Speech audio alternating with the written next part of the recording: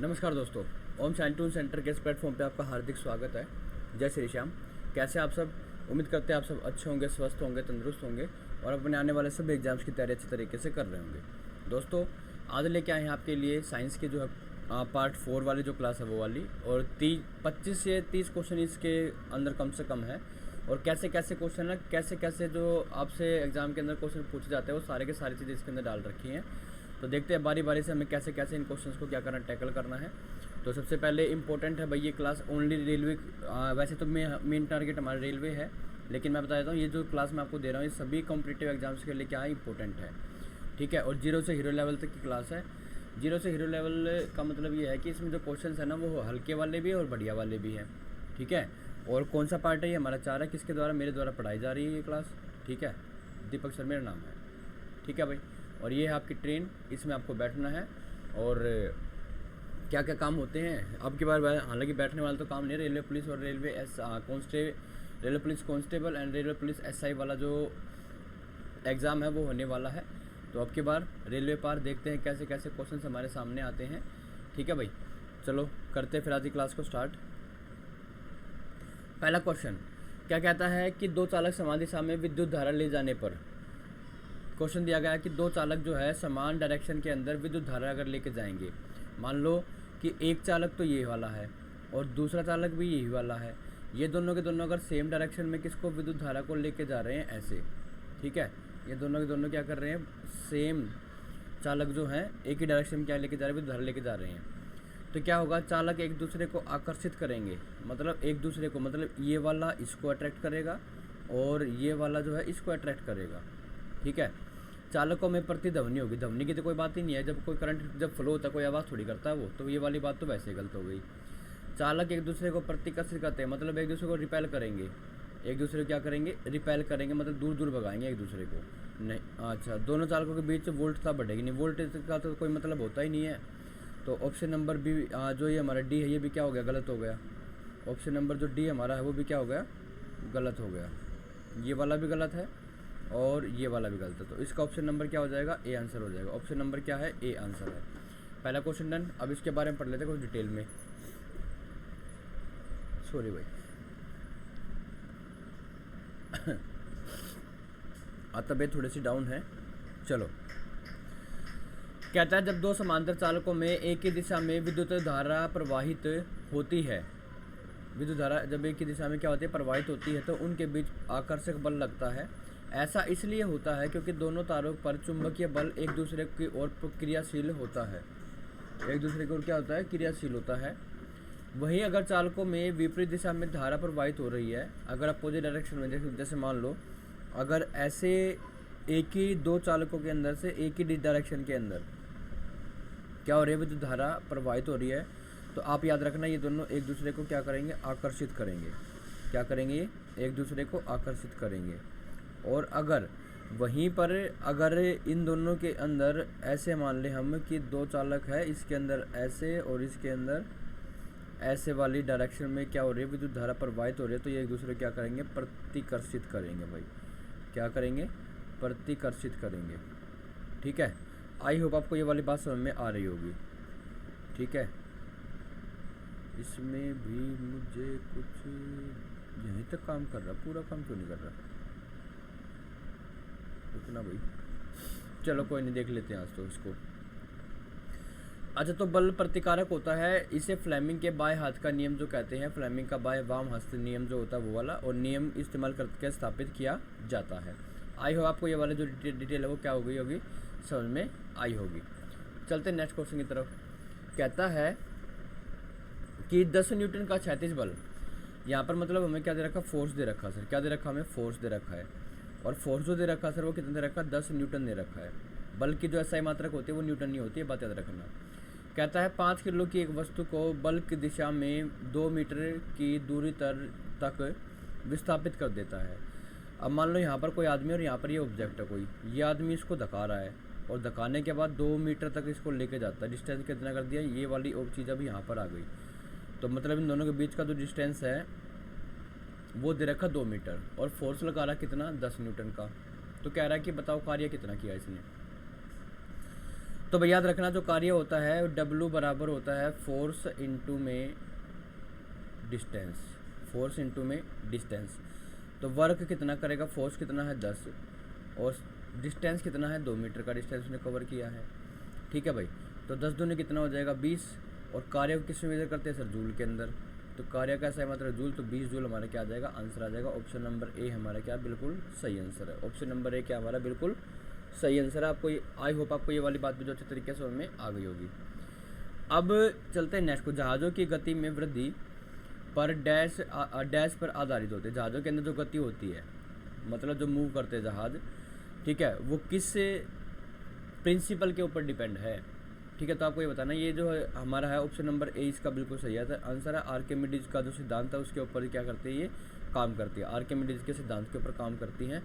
और ये मैंने जो है कुछ एक एक्स्ट्रा नॉलेज के अंदर डाला है। ये बर्नौली के नियम नामक वायुगतिक के एक सिद्धांत के अनुसार तेज गति वाली हवा धीमी गति से चलने वाली हवा की तुलना में कम दबाव पर होती है। ये कह रहा है कि जो बर्नौली का नियम है ना, आर्किमिडीज का नहीं, बर्नौली का, उसने क्या बताया था कि जो तेज हवा जो चलेगी, ये मान लो तेज हवा है और ये हवा जो चल रही है कम तेज चल रही है।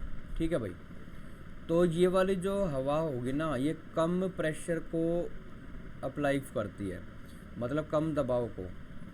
ठीक है, और ये वाली जो कम तेज चलती है ये ज़्यादा प्रेशर को वो करती है। ये क्या था, ये सर बर्नौली का नियम था। किसका, बर्नौली का नियम था, बर्नौली का सिद्धांत था या नियम था, रूल ऑफ बर्नौली। ठीक है, अच्छा, इसलिए पंख के ऊपर का दबाव नीचे के दबाव से कम होता है। जो पंख होता है ना, किसका पंख, मोर के जो पंख होते हैं उनका जो प्रेशर होता है ऊपर का दबाव नीचे के दबाव से कम होता है। ऊपर क्या है, कम हवा है, नीचे क्या है, ज़्यादा हवा है। क्यों, क्योंकि जब वो ऐसे हवा करता है तो अपने साथ साथ बहुत सारे एयर के पार्टिकल्स लेके जाता है। बात समझ में आ रही है कि नहीं आ रही है। तो जब एयर उसके नीचे जाएगी तो इसका मतलब क्या है, ऊपर कम प्रेशर है, नीचे ज़्यादा प्रेशर है। ठीक है, और यह लिफ्ट बनाता है जो विमान के ऊपर की ओर ले जाता है। और यही काम किसका है, बर्नौली का नियम जो है किसके ऊपर, हवाई जहाज के ऊपर भी अप्लाई होता है। आई होप आपको ये वाली बात भी जो अच्छे तरीके से में आ गई होगी। क्वेश्चन नंबर 4 कहता है जल की बूंदों से होकर इंद्रधनुष बनता है, उसका रीजन क्या है। प्रकाश का प्रतिबिंबन, प्रकाश का अपवर्तन, प्रकाश का प्रतिबिंबन और अपवर्तन। ऑप्शन नंबर सी जो है बिल्कुल सही आंसर है। जो वाटर के ड्रॉपलेट्स होते हैं बेटा, वो जब जैसे ही सन के कांटेक्ट में आते हैं तो ये जो है विबग्योर, जिसको बोलते हैं आप VIBGYOR। ठीक है, लेकिन ये उल्टा लिख दिया मैंने, यहाँ से स्टार्ट होना था, ये नीचे से ऊपर की तरफ ऐसे जाते हैं ये ऐसे। ठीक है, violet, indigo, blue, green, yellow, orange और रेड, ये है हमारे कुल मिलाकर 7 पार्टिकल्स में जो है क्या होता है, डिपेंड होता है। और यही कलर हमारी क्या होते हैं, यहाँ पर कोई इंसान खड़ा है उसकी आंखों तक पहुँचते हैं तभी जाकर हमें क्या दिखता है, इंद्रधनुष दिखाई देता है। ऑप्शन नंबर सी क्या है इसका बिल्कुल सही आंसर है। आई होप आपको ये वाली बात भी जो समझ में आ गई होगी। अब चलते हैं क्वेश्चन नंबर 5 की तरफ। ये मैंने बता भी रखा कैसे होता है इंद्रधनुष का।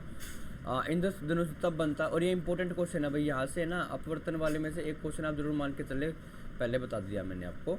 तो इंद्रधनुष जब तब बनता है जब सूरज की रोशनी बारिश की बूंदों से बिखर कर पर्यवेक्षक की आंखों में जाती है। बारिश की बूंदें छोटे छोटे प्रिज्मों की तरह काम करती है और सूरज की किरणों को अपवर्तित और विक्षेपित करती है। अपवर्तित मतलब रिफ्लेक्शन कर देती है। ठीक है, इसके बाद प्रकाश की बूंद के अंदर से परिवर्तित होता है और इसके घटक तरंग दैर्घ्य या रंगों से अलग अलग हो जाते हैं। जब प्रकाश बूंद से बाहर निकलता है तो वह इंद्रधनुष बनाता है। ये देखो यहाँ पे वो आपने आप शायद जब 10th क्लास में तो आपने कैसे प्रिज्म पढ़ा होगा, यहाँ से एक रे ऑफ लाइट जाती है और जैसे ये यहाँ से क्या होती है, बैंड होती है, ये रे ऑफ लाइट बैंड होती है तो ये 7 कलर्स में क्या हो जाती है, डिवाइड हो जाती है। कितने कलर्स में, 7 कलर्स में, पीछे मैंने आपको बता ही दिया। ठीक है, 1 2 3 4 5 6 और एक और लगा लो यहाँ पे 7, और ये यहाँ पे VIBGYOR विबग्योर बन जाता है। ठीक है, तब हमें क्या दिखाई देता है, इंद्रधनुष दिखाई देता है। क्वेश्चन नंबर 5 पे आ गए। एक वस्तु पर लगाए गए गुरुत्वाकर्षण बल को क्या कहा जाता है। एक वस्तु पर लगाए गए गुरुत्वाकर्षण बल को, वस्तु पर लगाया गया ग्रेविटेशनल फोर्स है तो क्या कहेगा, वेट कहेगा, वजन कहेंगे, उसको क्या कहेंगे, तनाव थोड़ी कहेंगे। ये क्वेश्चन इंपॉर्टेंट है भाई। ठीक है, इंपॉर्टेंट क्वेश्चन है, इसको याद रखना भाई। इसको हम क्या बोलेंगे, वजन बोलेंगे, वेट बोलेंगे। ठीक है, क्या बोलेंगे इसको, वेट बोलेंगे। आगे चलते हैं, क्वेश्चन नंबर 6 की तरफ चलते हैं। ये मैंने आपको बता भी रखा, किसी वस्तु पर लगाए गए गुरुत्वाकर्षण बल को उस वस्तु का भार कहते हैं जिसको हम वजन से डिनोट करते हैं। किसी वस्तु पर लगने वाले गुरुत्वाकर्षण बल का एक माप है पृथ्वी पर सभी पिंडों का वजन होता है या गुरुत्वाकर्षण का अधोमुखी बल होता है जो उनके द्रव्यमान के समान अनुपाती है। वजन समीकरण, वजन जो होता है W = जो होता है W को वस्तु के द्रव्यमान m के गुरुत्वाकर्षण त्वरण G m × G के बराबर परिभाषित किया जाता है। ठीक है, ये मास है किसका, weight, mass of the object and G gravitation constant. बात समझ में आ गई? Okay. Acceleration due to gravity नहीं होता, वो वाला G है ये, स्मॉल g, जिसकी वैल्यू 9.8 होती है। पता होगा आपको ये बात, acceleration due to gravity. Question number 6 में देखिए भाई, रोशनी के लिए साधारण बल्ब की जगह LED बल्ब और CFL किसकी वजह से ले रहे हैं? क्या ये रोशनी के लिए साधारण बल्ब की जगह LED और अच्छा ये कह रहा है कि जो हमारे घरों में पहले आपने देखा होगा 100 वाट का बल्ब होता था, अब हम उस बल्ब की जगह पे क्या करने लग गए, दो तरह के बल्ब आते हैं। एक तो आते हैं सर LED और एक आते हैं CFL बल्ब आते हैं। LCD बल्ब आते, LED बल्ब आते हैं और एक CFL बल्ब आते हैं। इनका रीज़न क्या है कि हम इन दोनों बल्बों का यूज़ क्यों कर रहे हैं? हमारे बल्ब तो पहले ये भी था सर, क्योंकि सर एक तो ये जो है एनर्जी ज़्यादा लेता था, ठीक है, लाइट जिसको बोलते हैं, और दूसरा सर ये जो होता ना ये एनर्जी ज़्यादा लेता था और जो लाइट की जो गुणवत्ता थी उतनी अच्छी नहीं थी। LED और CFL में वो वाली चीज़ें हैं, ठीक है। तो याद रखना ऑप्शन नंबर A इसका बिल्कुल सही हो जाएगा। ऊर्जा की जो दक्षता है वो कम लेते हैं, इसलिए हम इन दोनों बल्बों को क्या करते हैं, इस्तेमाल करते हैं। अगला क्वेश्चन देखो, इसको पढ़ो ध्यान से। कहता है कि चमकदार रोशनी प्रदान करने में के मामले में LED या CFL, जिसको CFL की जो होती है ये तो पता होगा, लिक्विड इलेक्ट्रोडायोड जो होता है ये वाला LED की फुल फॉर्म होती है, और CFL की जो फुल फॉर्म होती है कॉम्पैक्ट फ्लोरोसेंट लैंप जिसको बोलते हैं, कॉम्पैक्ट फ्लोरोसेंट लैंप। ये हमारी किसकी ये हमारी CFL की फुल फॉर्म है। CFL की फुल फॉर्म पूछ ले तो आपसे बोलेंगे CFL fluorescent lamp. LED CFL की तुलना में कम ऊर्जा खपत करते हैं। एक LED बल्ब का जीवन काल, एक LED बल्ब का जो जीवन काल होता है वो 50,000 घंटे, 50,000 घंटे, इसको 24 से डिवाइड कर लेना उतने दिन आ जाएगा, या उससे अधिक तक होता है। वहीं पर दूसरी ओर अगर हम बात करें CFL बल्ब केवल 5,000 घंटे तक चलता है। इसके अलावा रोशनी करने पर LED बल्ब ठंडे रहते हैं। अब रोशनी करेंगे तो LED बल्ब कैसे रहते हैं, ठंडे रहते हैं, जबकि CFL बल्ब क्या रहते हैं, गर्म रहते हैं।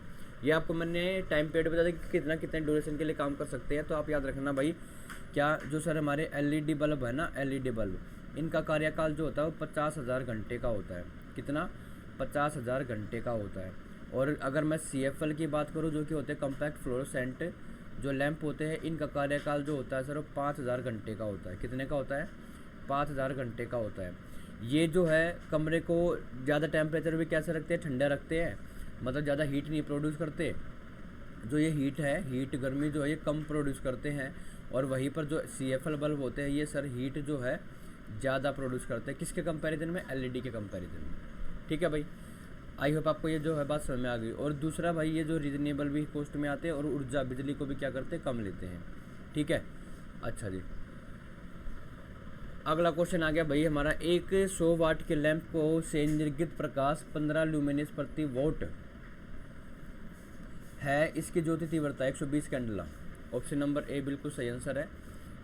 ठीक है, ये न्यूमेरिकल्स वाली जो क्लास है ना भाई, मैं बाद में लूँगा एक क्लास है, उसमें सारे के सारे न्यूमेरिकल्स आपको करवा दूंगा मैं। ठीक है, क्वेश्चन नंबर 8 कहता है कि कांच से वायु में जा रहे प्रकाश के लिए क्रांतिकर कोण न्यूनतम होगा, सबसे कम किसके अंदर से जाएगी? तो आप मेरी बात सुनो, जो मैंने आपको अभी बताया VIBGYOR, तो एक बात याद रखना भाई, violet, indigo, blue, green, yellow, orange और रेड ये होते हैं। तो जो हमारा ये होता है ना बैंगनी वाला कलर जो होता है, इसके अंदर से क्रांतिक कोण जो होगा क्या होगा, सबसे कम होगा। और सबसे ज़्यादा अगर पूछ रहे तो लाल रंग के अंदर से होगा। ठीक है भाई, आई होप आपको बात समझ में आ गई होगी। क्वेश्चन नंबर एक क्वेश्चन कट गया बीच में ना, कोई नहीं। क्वेश्चन नंबर 9 है, चुंबकीय फ्लक्स का एसआई मात्रक क्या है? तो आप बताएंगे चुंबकीय जो फ्लक्स होता है इसका एसआई मात्रक जो होता है भाई वो वेबर होता है। क्या होता है? वेबर होता है। याद रखना, चुंबकीय फ्लक्स जो होता है इसका एसआई मात्रक जो होता है वो क्या होता है? वेबर होता है। चलते हैं नेक्स्ट क्वेश्चन की तरफ। अब नियत चाल से गति करने वाली वस्तु का दूरी समय ग्राफ होता है। ये बढ़िया क्वेश्चन है भाई। हाँ बताना इसका क्वेश्चन नंबर 11 क्या आंसर आएगा? नियत चाल से गति करने वाली, नियत चाल का मतलब होता है एक स्पीड से, ये होता है हमारा भाई दूरी समय ग्राफ। यहाँ पर हम लिखते हैं क्या? स्पीड, और यहाँ पर लिखते हैं हम टाइम। जब हम उसकी चाल निकालते हैं ना तो उसका जो चाल का जो ग्राफ बनता है ना बेटा, वो बनता है हमारा बिल्कुल सीधा ऐसे स्ट्रेट जाएगा। तो सरल रेखा वाला जो ऑप्शन होगा वो बिल्कुल सही है। ऑप्शन नंबर सी हमारा क्या है? बिल्कुल सही आंसर होगा इस क्वेश्चन का। अब चलते हैं क्वेश्चन नंबर 12 की तरफ। क्वेश्चन नंबर 12 कहता है कि एक विलयन में हाइड्रोजन आयन की सांद्रता 10⁻⁵ ग्राम अणु प्रति लीटर है, तो इसके विलयन का पीएच मान कितना होगा? इस 10⁻⁵ का मतलब है कि 1/10⁵, ठीक है, ये हो गया। हाँ सर, तो इसका मतलब क्या है? इसका पीएच मान कितना होगा? तो आप बताएंगे सर इसका पीएच मान कितना होगा? 5 होगा। इसका पीएच मान कितना होगा? जो पावर होती है ना वही बताती है भाई। जो ये पावर है ना, ये पावर जो आपको दिखाई दे रही है ये वाली, यही हमारा क्या बताती है? पीएच मान को बताती है। अब चलते हैं नेक्स्ट क्वेश्चन की तरफ। ये इंपॉर्टेंट क्वेश्चन है भाई। ये मैंने देखा था बुक में, कई बार ये क्वेश्चन रिपीटेड है, चाहे वो एसएससी का एग्ज़ाम हो आपका, चाहे आपका रेलवे का एग्ज़ाम हो, ठीक है, चाहे आपका वो दिल्ली पुलिस का एग्ज़ाम हो, दिल्ली पुलिस का एग्ज़ाम हो, चाहे वो आपको HSSC का एग्ज़ाम हो, किसी भी एग्जाम में हो, तो ये भाई ये क्वेश्चन जो जरूर से जरूर देखने को मिलता है। क्वेश्चन नंबर 13 जो हमारा डाल्टन का सिद्धांत जो होता है वो रासायनिक संयोजनों के नियम पर है, नियत अनुपात के नियम पर, द्रव्यमान संरक्षण का नियम है, या फिर आपका जो है ऊर्जा संरक्षण के नियम। डाल्टन का जो सिद्धांत था वो रासायनिक संयोजनों के नियम पर था। ऑप्शन नंबर ए हमारा क्या बिल्कुल सही आंसर है। Question number 14 optical character reader OCR जिसको बोलते हैं, ऑप्टिकल कैरेक्टर रीडर किसका उदाहरण है? तो आप बताओ भाई इसका क्या आंसर आएगा? ऑप्टिकल, अब मेरी बात सुनो, देखो सर ये जो है ना OCR, ये आउटपुट डिवाइस है कि इनपुट है? तो आप बताएंगे सर ये इनपुट डिवाइस है। क्या डिवाइस है? ये इनपुट। क्यों? क्योंकि जब हम किस चीज़ को अंदर डालते हैं, इनका मतलब क्या होता है? अंदर। तो ऑप्टिकल कैरेक्टर रीडर का मतलब होता है वर्डों को पढ़ के बताएगा, कैरेक्टर को पढ़ के बताएगा। तो हमें पढ़ के बता रहा है तो इन हो रहा काम। और आउटपुट अगर आपसे पूछेंगे तो आउटपुट हमारा कौन है? मॉनिटर। क्यों? क्योंकि हम उससे पढ़ रहे हैं, वो हमें आउटपुट दे रहा है, ठीक है। तो ये ऑप्टिकल जो हमारा आ जाएगा इनपुट डिवाइस है। क्या ये हमारा इनपुट डिवाइस है? Done. Question number 15 sodium carbonate का रासायनिक सूत्र। हाँ भाई देखो, एक मैं ना कल की जो मैं क्लास लेके आ रहा हूँ ना उसकी पीपीटी मैं भी तैयार करूँगा इसके बाद, ठीक है। कल की जो क्लास है, जितने भी हमारे भाई केमिकल फार्मूलाज है 10th क्लास तक की केमिकल फार्मूलाज, ठीक है भाई, केमिकल फार्मूलाज जितने भी हैं, ये मैं आपको कल की क्लास में साइंस की जो क्लास होगी हमारी उसमें मैं सारे के सारे केमिकल फार्मूलाज लेके आने वाला हूँ। और बहुत ही बेहतरीन क्लास होगी भाई। रेलवे के एग्ज़ाम में आप एक क्वेश्चन जो है यहाँ से पक्का कंफर्म कर लेना आप अपना, जो कल की क्लास आएगी, ये मैं आपको गारंटी के साथ बता रहा हूँ, ठीक है। सोडियम का, अब आगे चलते हैं अपने क्वेश्चन की तरफ। सोडियम कार्बोनेट का रासायनिक सूत्र क्या है? सोडियम कार्बोनेट का रासायनिक सूत्र क्या है? सोडियम कार्बोनेट का रासायनिक सूत्र बताओ मुझे क्या है? तो आप बताएंगे सर सोडियम कार्बोनेट का जो रासायनिक सूत्र हमारा है वो Na2CO3 है।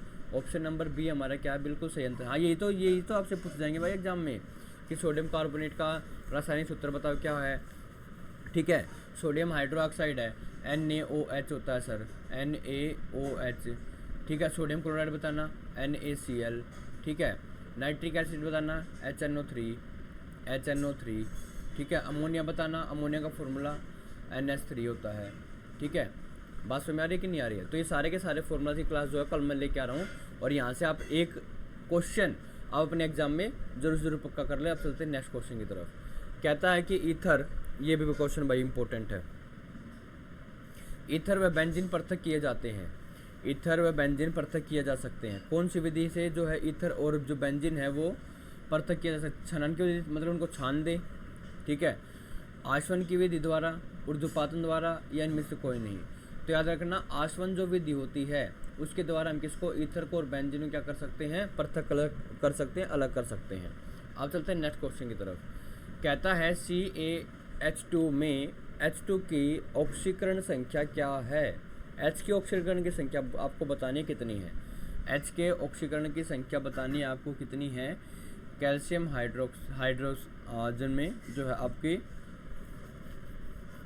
किसकी, हाँ, ऑक्सीकरण की संख्या आपको बतानी है। क्या आप यहाँ पे बता सकते हैं कि ऑक्सीकरण हो रहा है कि नहीं हो रहा, नहीं हो रहा तो माइनस में आंसर आएगा, ऑप्शन का माइनस का 1 हो जाएगा। क्या हो जाएगा, -1 हो जाएगा आपका आंसर। ठीक है, डन।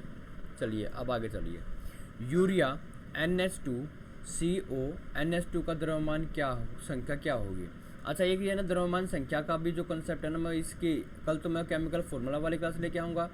परसों जो हमारी होगी ना, ये द्रव्यमान निकालना भी आपको सिखाऊंगा मैं, कि किसी भी केमिकल फार्मूला का वेट कैसे, मतलब उसका द्रव्यमान जो है वो कैसे निकालते हैं, मास कैसे निकालना होता है। ठीक है भाई, ये क्लास मैं आपको जरूर से जरूर कराऊंगा, मतलब परसों आप रेडी रहना।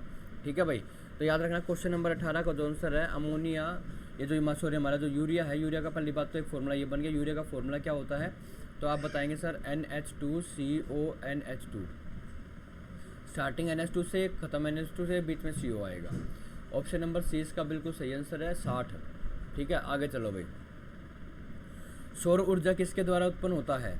सौर ऊर्जा किसके द्वारा उत्पन्न होता है।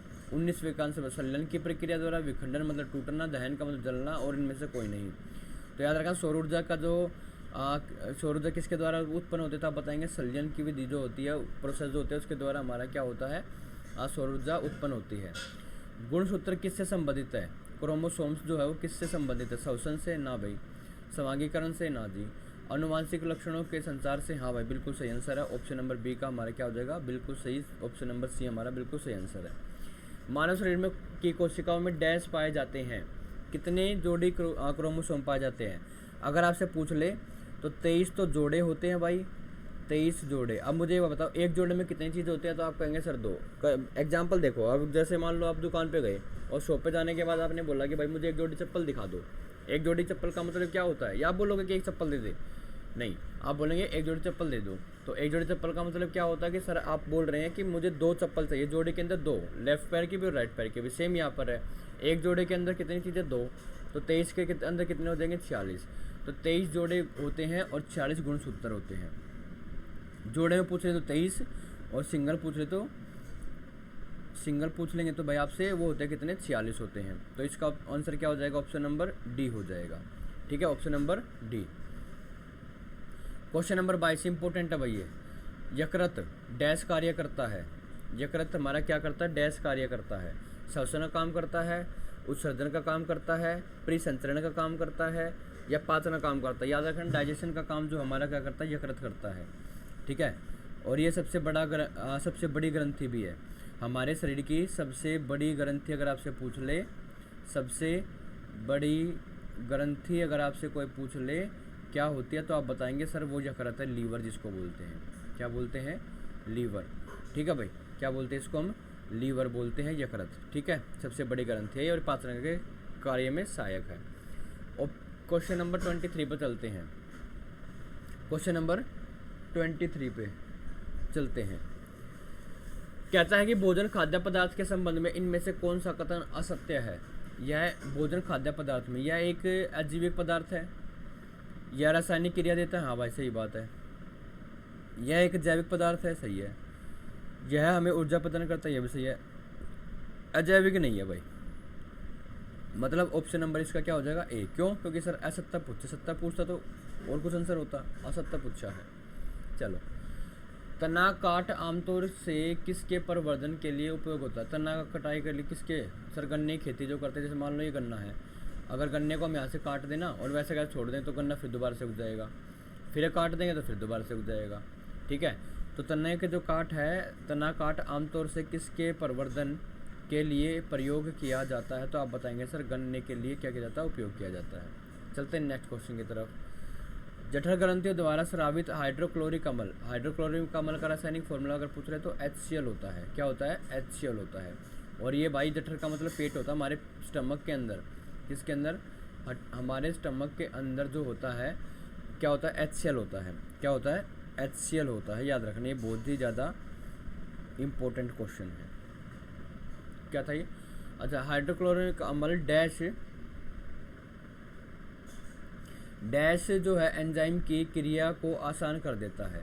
मतलब जो कोई एंजाइम है उसको तोड़ने में क्या कर देता है, बहुत ज़्यादा हेल्प करता है। तो इसका आंसर क्या हो जाएगा? पेप्सिन है, एमिलेज है, लाइपेज है, ट्रिप्सिन है। ऑप्शन नंबर 4 हमें दिए गए हैं। पहला ऑप्शन जो है पेप्सिन है, एमाइलेज है, लाइपेज है, ट्रिप्सिन है। तो ऑप्शन नंबर जो ए है भाई वो बिल्कुल सही हो जाएगा, पेप्सिन। पेप्सिन जो हमारा क्या होता है, एंजाइम होता है, इसको क्रिया को क्या कर देता है, आसान कर देता है। कौन? HCl। ठीक है भाई, ये थे भाई हमारी आज की क्लास। आई होप आपको ये जो है अच्छी लगी होगी क्लास। ठीक है, अगर वीडियो अच्छी लगी तो भाई क्या करना है ये आपको मैंने बता ही रखा है। आप वीडियो क्या करेंगे सर? लाइक करेंगे, फिर सर हम इसको शेयर भी कर देंगे, और फिर सर हम इसको चैनल को आपके को क्या कर देंगे, सब्सक्राइब भी कर देंगे। ठीक है भाई, यही चीज़ मैं आपसे मांग रहा हूँ। आई होप आप जो मेरी बातों को ध्यान से सुनेंगे, और जो मैंने 25 क्वेश्चन आपको करवाए हैं बेटा, यही आपके एग्ज़ाम में आपको देखने को मिलेंगे। तो be careful for your study and keep it up. अब अपनी पढ़ाई को जारी रखें। Thank you, have a nice day. जय श्री श्याम। हंसते रहिए, मुस्कुराते रहिए। Bye bye.